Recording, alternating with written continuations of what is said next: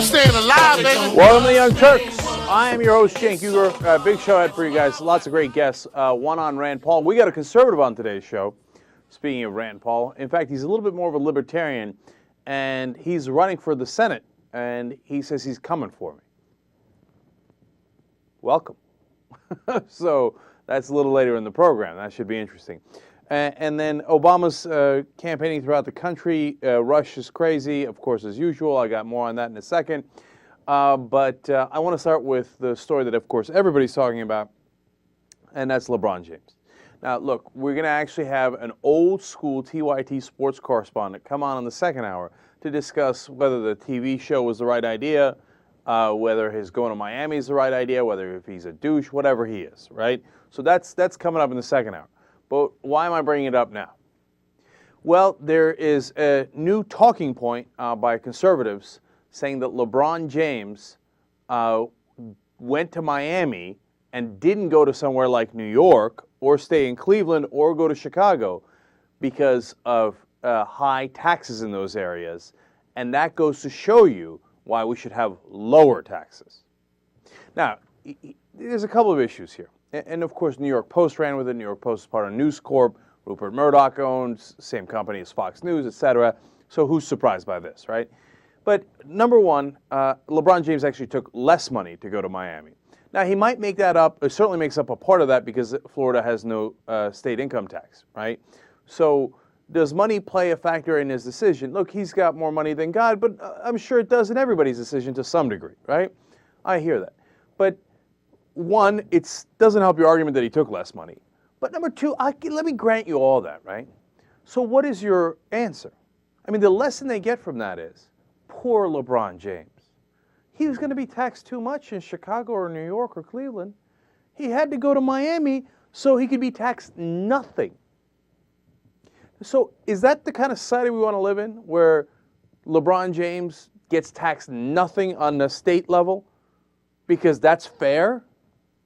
Now, look, I got no problems with LeBron. He makes a lot of money because of the way that the market is structured in the NBA, and that's totally fine. Nobody's got any problems with that. We're all Americans. We get it, right? But do you really think that he should pay no taxes? That would help the country if people like LeBron James didn't have to pay their fair share? How does that help? Now, again, he pays federal income taxes, of course, right? So the lesson I get from that is I'm not sure that, you know, the Florida system is the best system. The lesson they get from that is, you see that, man? If really, really rich people like LeBron James paid even less taxes or even no taxes on a state level, wouldn't that be awesome? Now, one last wrinkle to that. You got to understand, Florida, like any other state, has to raise taxes somehow. So what do? They raise it from other people in other ways. For example, a sales tax. Now, who pays more sales tax? As a percentage of your income, the poor and the middle class pay so much more sales tax than a guy like LeBron. So what the conservatives are saying is, let's let people like LeBron off the hook and charge the middle class and the poor more as a percentage of their income in taxes. Well, if you agree with that, okay, then go and say, oh yes, no taxes for LeBron, no taxes for LeBron. If you're in favor of that, have at it, Hoss. I'm not in favor of that. I don't have any problem with him going to Miami, and it sounds like a fun place. I wish I could be there with him on South Beach. But I don't shed a tear that he is not, you know, that he was going to have to pay taxes somewhere else that he doesn't pay in Florida. All right. So that's your political twist on LeBron James. Now, Rush Limbaugh. He has an idea about why Barack Obama has caused the recession. Now, the little problem there is that Barack Obama did not cause the recession. Rush Limbaugh's very, very dear friend that he's talked glowingly about, George W. Bush, who invited him to the White House, and I remember the fawning segment he did on that. We ran it on the show. Oh, well, Bush had me over, and we were being, you know, buddies with him and Roger Ailes, and it was so much fun. Oh, I love Bush. After Bush was, left office and McCain lost, in a rare moment of honesty, Rush Limbaugh said, I got a little tired of carrying their water. Thereby admitting that he'd been carrying Bush's water for 8 years. So, but he forgets all of that. No, the recession was just magically Obama's fault, even though he wasn't in office. But he's got a theory on this. And earlier in the show, he talked about how the Black Panthers are using this defense, saying, well, since we had to suffer so much because of slavery and racism, et cetera, that a couple of Black Panthers should be let off in a case that they're involved in on a local level, right? And, okay, so the Black Panthers are using that. Fair enough to criticize them on that. He, of course, then turns it around and says, of course, Black Panthers equals Obama, so Obama's also using that. In another part of the show, he talks about, 230 years that this country has been bad to African Americans, according to Obama, of course, referencing slavery as well there. So Obama must be doing this as payback. So now let's listen in on his clip where he explains payback just a little bit better. Clip number 7. And that word payback, not mine, it was J. Christian Adams quoting some people in the Department of Justice, I think is exactly what Obama looks at the country's payback time. I think that he's been raised, educated, and believes on his own that this country has been, as you know, immoral, unjust. It has stolen. It's unfairly large. It's an unjustifiable superpower. We have become as large as we are not because of any uniqueness or exceptionalism or greatness, but because we've simply discriminated against the real people that made the country work, all of the minorities and people around the world. We've stolen their resources. And now it's payback time. And that's what we're getting. And that word... Now, I don't understand that, because how is it payback? So I guess in his lunatic mind, in the psychotic minds of his listeners, they think that there's this conspiracy theory that Barack Obama is making the country worse and going home at night in the White House going, I have made white people suffer for the crimes done against my people. And if I give it an opportunity, I will make this economy even worse. Now, what's curious is, of course, the recession affects minorities more than anyone else because of the socioeconomic conditions of the country. What, does Obama think that that's just, hey, collateral damage?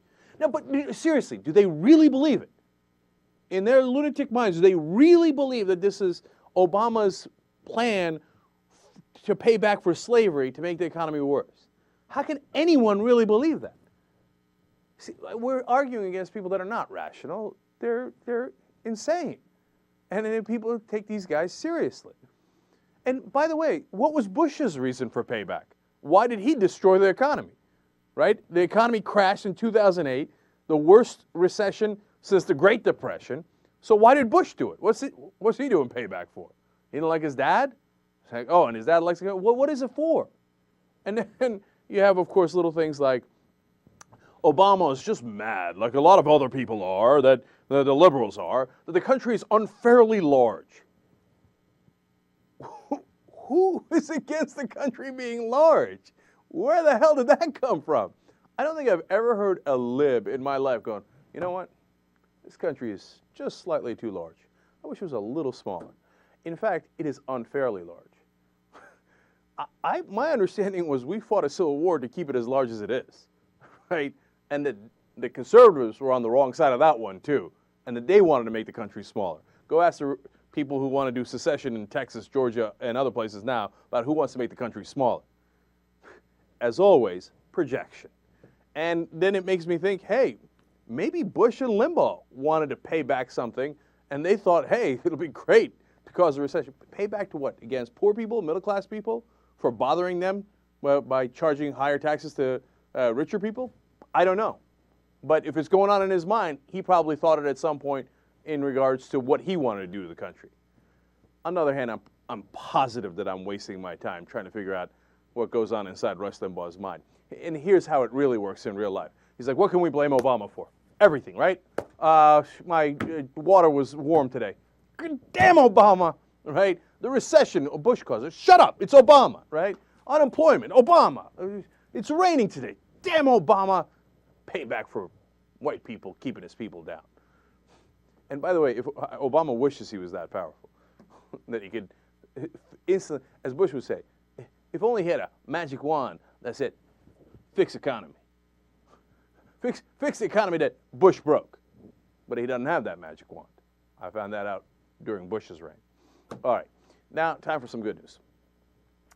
You know, I've been displeased with the financial reform. Oh, you know what? Before we do that, we got another thing on Buchanan and Rush, right? So this is a clip where Buchanan is defending Rush's racist comments. So that ought to be fun. Let's check that out. Clip number 6. I've got to go to Pat. Pat, does this sound right that this is revanchism? This is getting even for whites' successes, the white America that he hates deep in his soul. And the reason he ran for president was to bring it down. Is this a reasonable argument by anybody? Well, no. If you say that he ran for president to bring down America, no. But if you say that Barack Obama is really not the type of, if you will, gut patriot that Jack Kennedy was and Ronald Reagan was, who would tear up at stories about American heroism, I think Obama does believe America is guilty of a lot of sins in its history, Chris, and I think he comes from an environment where, and a focus of people who tend to believe that and who believe the West has done things unjustly, and he focuses as much on that as he does on the great things we've done. In that sense, I think he is somewhat different than almost all the presidents we have ever had. When he says that Barack Obama's administration so far has been payback in terms of economic decline, can you subscribe to that? No, I don't think that, but I do know, I did see the full quote. He's taking off what guys at the Justice Department said who quash this investigation into the new Panther Party, which was denying whites or trying to keep them away from the ballot box. And he's quoting guys at Justice who apparently said, look, basically white guys were doing this and now it's our turn and it's payback. And Rush took a riff off of that and I think took it too far. Chris, this is racist claptrap. This is nonsense. I don't believe Rush Limbaugh actually believes half of the stuff that he said. And certainly, but I do not agree with Gene that Rush's comments are racist. Let me just give you a difference, Chris. Look, when I say Jack Kennedy, look, you saw Barack Obama was down there, took that 55-minute lecture from Danny Ortega. Remember when Jack Kennedy at the Bay of Pigs and Khrushchev said, you Americans intervened in Cuba? He said, we don't need any lectures on intervention from people whose character is forever stamped on the bloody streets of Budapest. I do not see Barack Obama making a statement like that. Do you? And what you got to understand, Chris, is that we are wired differently. I agree with Gene. There are different concepts of patriotism, but ours is, quite frankly, on our side, is different than yours, and we don't understand somebody who'd sit there when Calderon in the Rose Garden trashed an American state, and he wouldn't even stand up and respond, and your party cheered him for beating up on Arizona in the Congress of the United States. That is a different idea of patriotism. It may be patriotism. It ain't mine. All right, again, let's do the futile act of trying to figure out their logic. Since Obama wouldn't say something about Budapest, and since he actually had the Mexican leader over and agreed with him on a law in Arizona, okay, that means that it is payback? That Obama's actions are all payback for slavery and racism, and that Rush Limbaugh is right? How does that make any sense? That's the thing about conservatives. They constantly amaze me by not trying to make sense. They just throw things, oh, he's not as patriotic as Jack Kennedy. That's why we don't like him. And you know what? He's never cried. He doesn't cry over American stories. If he cried a little bit more, then we'd like him more, and it wouldn't be payback. No, it's nonsense cover. And it's meant to distract you. Clearly, Gene Robinson is right. Buchanan never wanted to talk about the substance of the comments because the substance of the comments says that Obama wants to hurt white people and do payback against them so that, he could make up for slavery and racism, etc. And that he's purposely hurting the country to do so. Come on. I don't know if that statement is racist. I'm not sure that's the right word for it. I do know that statement is absurd and maniacal. And for Buchanan to pretend that it makes sense, it gives you a mindset of Buchanan. But that's a mindset we were already pretty familiar with.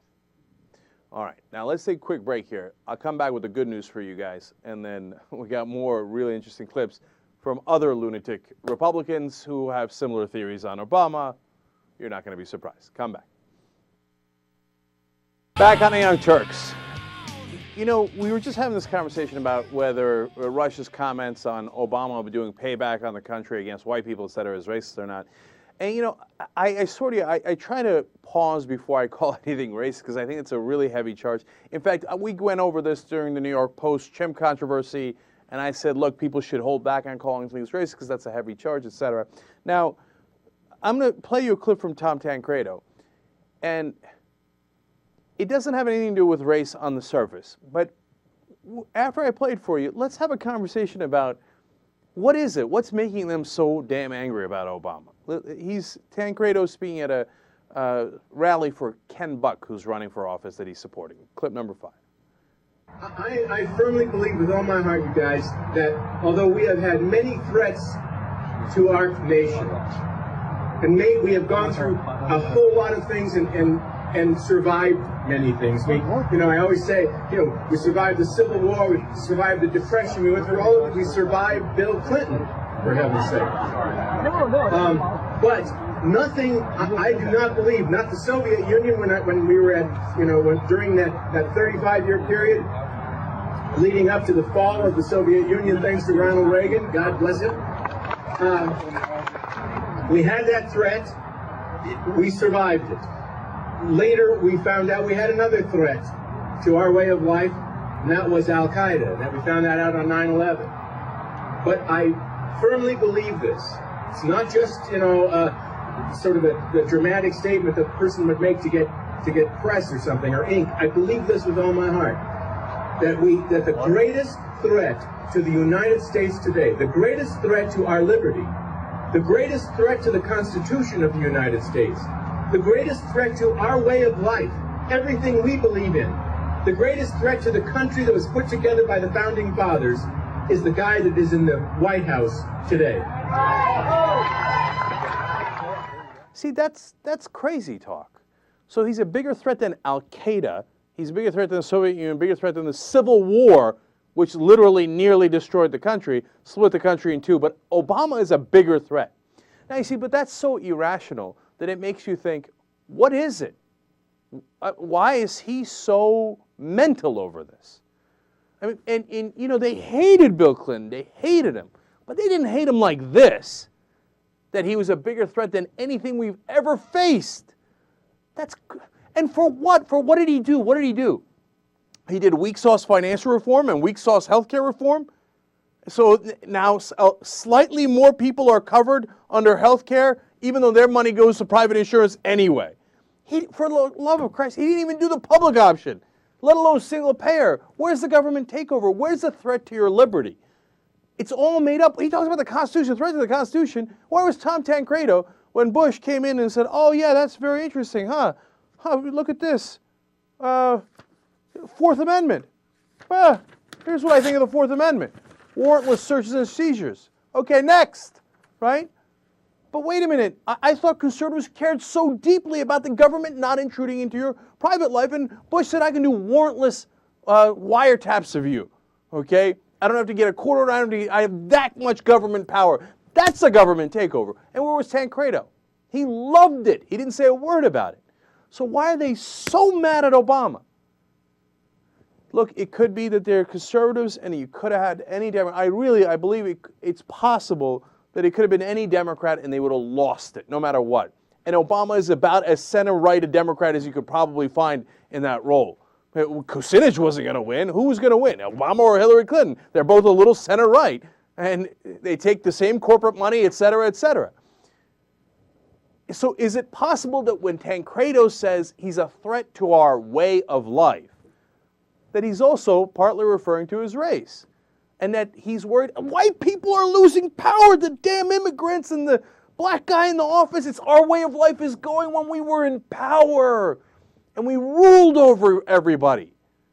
Because there's no other, look, what we know is he's crazy. Because that saying that Obama's more dangerous than Al-Qaeda, et cetera, is nuts. What we're trying to ascertain is why is he that crazy?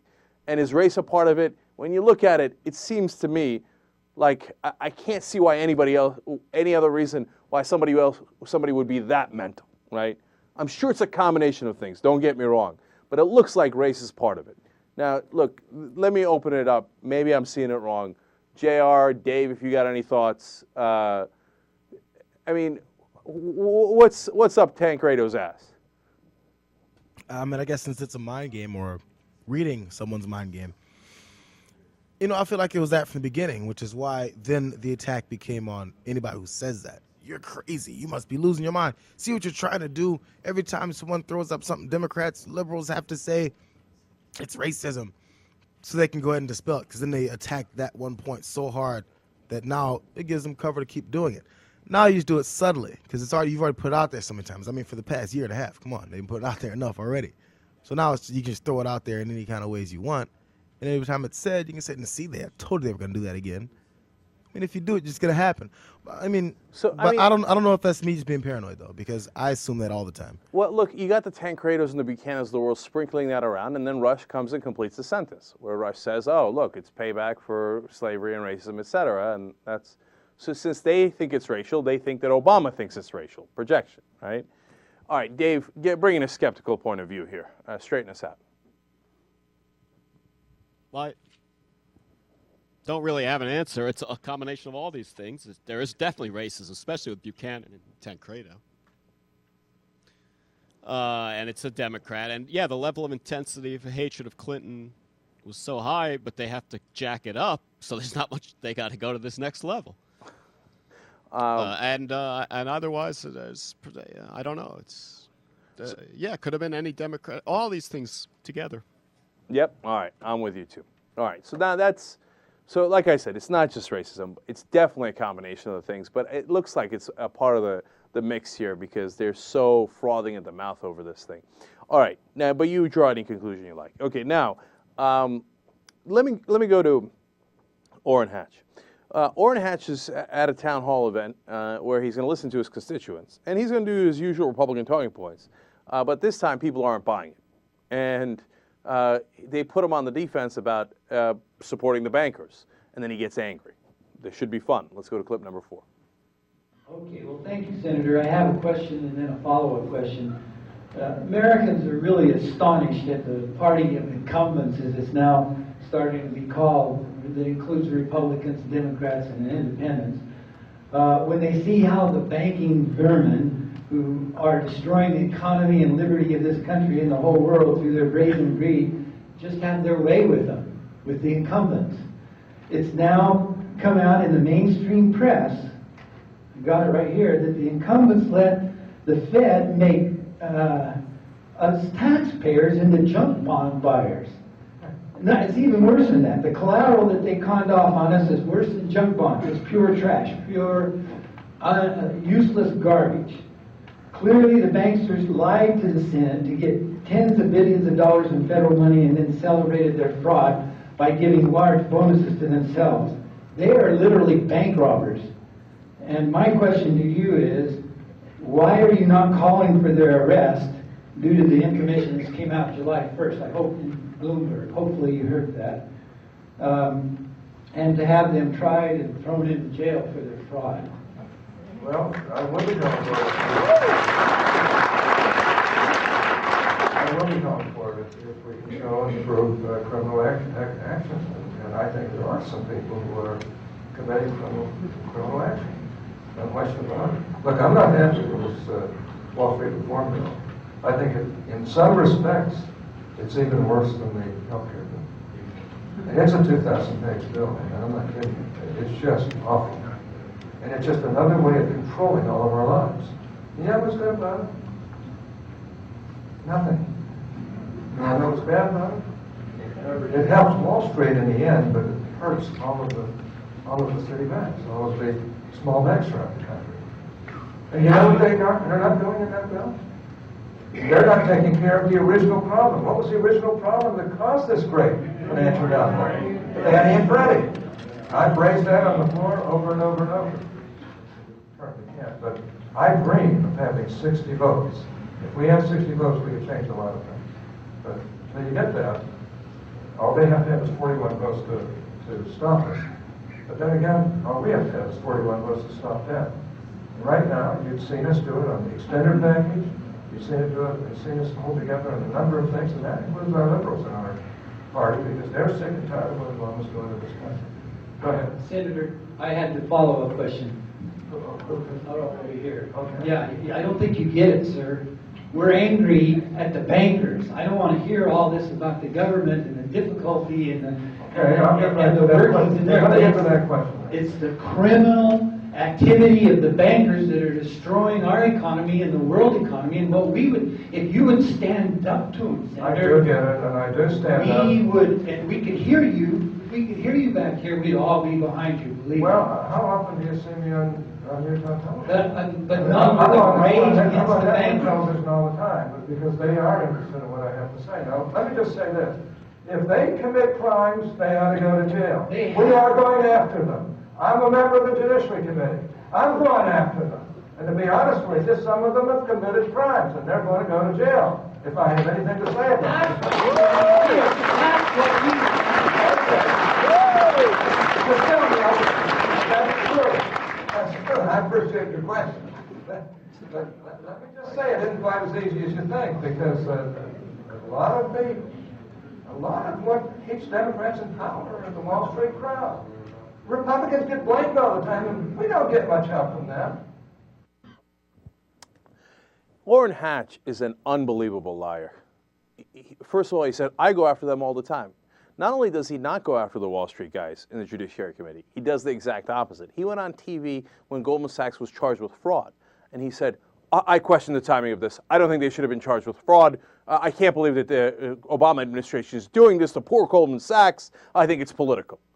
So what did he do? He protected the bankers. He says, oh, you know what's good in this bill? Nothing. And regarding financial reform, it's an incredibly weak bill to begin with. But no, he wanted to kill every provision that would regulate the bankers. There is no bigger, why am I holding back? Butt boy of Wall Street than Orrin Hatch. I mean, he's exactly what's wrong with the system. He is Washington personified. He is deeply corrupt. He's corrupt about all of it. You think he doesn't know that he just spent the last 6 months protecting Wall Street and trying to kill every piece of legislation that would reform them, that would fix the crisis that they caused? He knows. And he thinks that the people in his audience in Utah are dumb and that they're never going to catch on to his tricks, that if he collects enough money from those bankers, he can buy enough ads and go on Utah television enough that he could trick all of them. And he gets this veneer of respectability. Why? Because in Washington and in the press, oh, the legendary Orrin Hatch, he's been in the Senate for 30 years, and he's very polite to us. I don't give a damn how polite he is to you. I care whether he's helping to rob the American people or not. And he absolutely, positively is. Almost everything he said there was a lie. Because we see it in the actions. When did Orrin Hatch ever go after the bankers? Ever.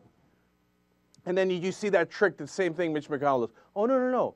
I wasn't trying to protect the big bankers. I was trying to protect the small, local state bankers. Oh, I know. Orrin Hatch, you care so deeply about the mom and pop bankers in the country. And then he turns around, and by the way, he's also dismissive of the Tea Party. And he says, oh, they're mad at everybody, and they fail to have an open mind. If they had an open mind, they would know that guys like me, who have been taking money from these banks for 30 years and inside Washington for 30 years, we know what's best. You riffraff shouldn't get involved. And by the way, he's now trying to portray himself as an outsider. Come again? You've been in Washington for 30 years. You've been taking lobbyists, special interests, corporate interest money for 30 years in D.C. And all you've ever done is protect power in the establishment. And you're an outsider? Orrin Hatch is the biggest insider in the country. And the good people of Utah, don't believe the hype. Don't listen to him. He's not telling you the truth. He's trying to pull the wool over your eyes. And it doesn't matter if you're liberal or conservative. Like those guys in the audience. You think conservatives like getting robbed by the banks? You think they like that bailout money that Orrin Hatch delivered to them? Look, I know they didn't like it because they just threw Bob Bennett, their other Republican senator, out on his ass. They said, oh, you want to vote for bank bailouts? Blah, blah, blah, blah, blah. I'm an outsider, blah, blah, blah, blah, blah. Yeah, get. They rough talk him and run him off. And now they should do the same exact thing to Orrin Hatch. Next time he's up for election, stop buying his nonsense hype. There's almost no one in the country who protects the bankers more than Orrin Hatch does. I love that they called him out on that, and they should do it every time. I love when the guy said, you don't get it. We're not worried about the government. We're not worried about the refs. We're not worried about the cops. We're worried about the robbers. Oh, you see what the problem is? The cops, and they're trying to regulate. All right. So, I didn't get a chance to do the good news. So let me do it right now, okay? Speaking of financial reform. All right, look. I'm going to give you good news. So, I've now said it twice in this show, and I've said it a million times since we've been covering financial reform, that it's weak, right? And they gutted the derivatives amendment, they gutted the Volcker rule, et cetera. So, but there is a little bit of hope, right? Simon Johnson writes about this in Bloomberg today. And he says, look, there's this thing that they slipped by them, is called the Konjorsky Amendment. And it allows, and in fact, it asks the regulators to determine whether the banks are solvent or if they're a risk to the economy. And if they're a risk to the economy, then they could break them apart. Now, it depends on the regulators, and unfortunately, a lot of those guys are in the Treasury Department and the Fed, to make that determination. So probably nothing will come of it. The regulators will do what they've been doing all along, which is to cover for the banks. But, Simon Johnson's right. There's a little point of hope there, that if you were to have different regulators and you were to have a president who, let us whisper of a dream that Obama is a grand master chess player and that he put the Konjorsky Amendment in there, made the rest of the bill weak so that it could pass, but then later will let loose the hounds of his regulators to go get the sons of bitches. Even as I say it, I can't imagine that that's true. But at least it makes it possible. And that is one of the upsides of financial reform, is that if they wanted to, they could say, hey, you know what, we looked at the books of Citigroup, and it turns out, no, it doesn't make sense. And you're a risk to the economy, and we're breaking you apart, which is what they should have done in the first place. But at least it's in there. And now the second part that's in there that's good is the auditing of the Fed. And we shouldn't forget that. And I said that throughout, and when it passed, I said, look, at least we got an auditor of the Fed in there. And Alan Grayson was talking about it today, and it got, see, this is why it's so interesting. We got Alan Grayson and Ron Paul who combined to make that bill happen in the House. And Ron Paul, I think he's goofy in a lot of ways. I disagree with him in a great number of, issues, policies, et cetera. But he's been fighting this fight for 26 years to get the Fed audited and opened up so it's not secret where our money is going. And God bless his heart for that. You see, just because you disagree with some people doesn't mean that they're bad on everything. And, if you got somebody like Bart Stupak, who's a Democrat, who has done things that really piss off progressives, he's not all bad, right? Ron Paul, same thing, right? You disagree with him on maybe 8 out of 10 stuff. As long as they're honest about it, right? It's the people like Orrin Hatch I got a problem with, because he doesn't give a damn about ideology, conservative ideology. I can't remember the last time he thought about that. He just thinks, how do I rob these folks? How do I get more money into my campaign and to my son who works as a lobbyist and to my family and et cetera, while screwing over the American people? That's what I have a problem with. So Ron Paul to the rescue on this one, along with Alan Grayson. And look, when you look back, they say it's not ideal, they compromised on it. But that's what I'm trying to tell you. If you have the core of it, I'm willing to compromise. It's much weaker than I would have wanted. The Senate version is weaker than the House version, et cetera, et cetera. But at least they do get to audit the Fed. I'll take it.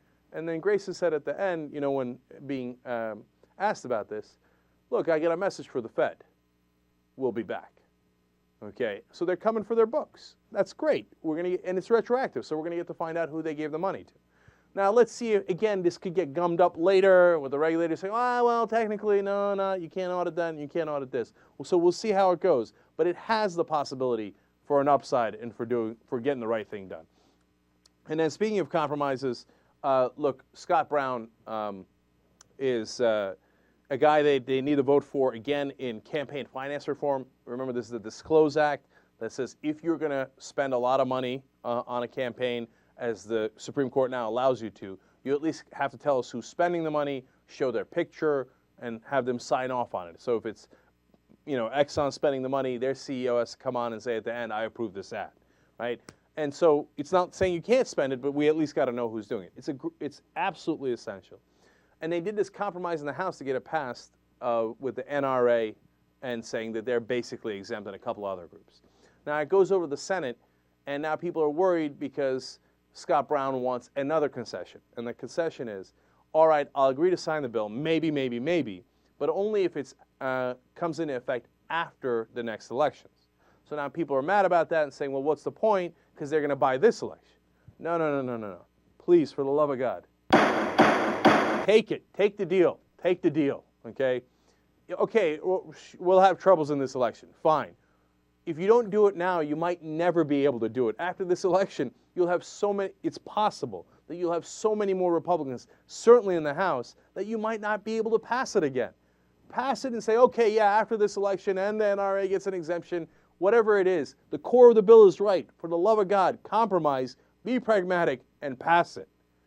So, and I put this in the good news category because I'm a little hopeful that if they agree to that compromise, Scott Brown might come on board and they might pass it. And then finally, on the good news, a judge in Boston has ruled, it's federal district judge, Joseph Taro. He ruled yesterday that the Defense of Marriage Act is unconstitutional because it doesn't allow the state of Massachusetts, which recognizes same-sex marriage, to be able to give out federal benefits based on that. And he says that you're not allowed to do that. It's unconstitutional for the federal government to interfere with state governments in that way. He makes a very compelling case. Now, of course, it's going to go up the ladder, and probably by the time it gets to the Supreme Court, it'll get voted down because they have more conservatives on the Supreme Court. But it's a good step forward. And look, let me tell you something. On the good news front, we're going to win on this issue. We might not win tomorrow. We might not win a year from now. But I cannot imagine a world in which gay marriage is not allowed in the future. It is not conceivable, okay? Now, I don't want to jinx it. Okay, but it's the tide of history. They're on the wrong side. We've seen this movie before.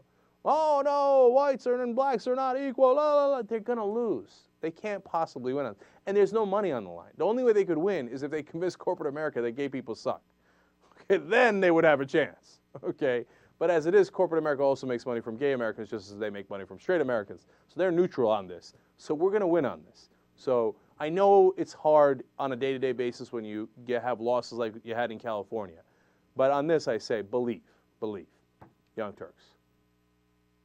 All right, back on Young Turks. As usual, time to thank members. And as usual, we have some very cool names among our members. Member number 2704 joined up on April 8th of 2010. Nicholas Black. Come on. I'm telling you, man. Nicholas Black. How's that not a character in a Tarantino movie? Yeah. But they all are, aren't they, though? Yes. Okay, come on. Nicholas Black. That's awesome. All right. And it's spelled Niklas, which is cool, too. All right. And then I'm going to go with member number 2688. Also, same day, April 8th, 2010. That was a good day for us. Johanti Sopajärvi. Good night, Irene. I have no idea if that name is from Iceland or Sri Lanka. Okay, but it's a fascinating name. And of course, members make the show happen. One quick note here, no post-game today because we're short-staffed and we got to get some things done after the show. But yesterday's post-game was excellent because I explained the difference between how a TV show gets done and how this show gets done. Right. And if you don't know that stuff, I think it's like that's well worth the price of admission. Absolutely. All right. And also, Cenk and Ben talked about the LeBron thing more. Yeah, he almost took a bat to me. Yes. And by the way, if you're not a member, super easy to sign up for membership. All you got to do is go to theyoungturks.com/membership. How easy is that? youngturks.com/membership. Think about it. Do it. Go. All right, next. All right, so Sarah Palin has put out her first 90-second ad endorsing her political action committee, Sarah PAC. And she titled this first ad, Mama Grizzlies. Oh, okay. Well, I can't believe that she was a governor. It's amazing. But anyway, I want to show this video because I have some thoughts about it. So let's do it. Go. Get things done for our country. All across this country, women are standing up and speaking out for common sense solutions. These policies coming out of D.C. right now, this fundamental transformation of America, well, a lot of women who are very concerned about their kids' future are saying, we don't like this fundamental transformation and we're going to do something about it. It seems like it's kind of a mom awakening in the last year and a half, where women are rising up and saying, no, we've had enough already, because moms kind of just know when something's wrong. There in Alaska, I always think of the mama grizzly bears that rise up on their hind legs when somebody's coming to attack their cubs, to do something adverse toward their cubs. You thought pit bulls were tough. Well, you don't want to mess with the mama grizzlies. And that's what we're seeing with all these women who are banding together, rising up, saying, no, this isn't right for our kids and for our grandkids. And we're going to do something about this. We're going to turn this thing around. We're going to get our country back on the right track, no matter what it takes, to respect the will of the people. Look out, Washington, because there's a whole stampede of pink elephants crossing the line, and the ETA stampeding through is November 2nd, 2010. A lot of women coming together. Okay. I've been wanting to address this for a long time. Sarah Palin is not for the women, okay? She's not about female empowerment. She's not a feminist. She doesn't care about female rights. Sarah Palin wants to take your rights away.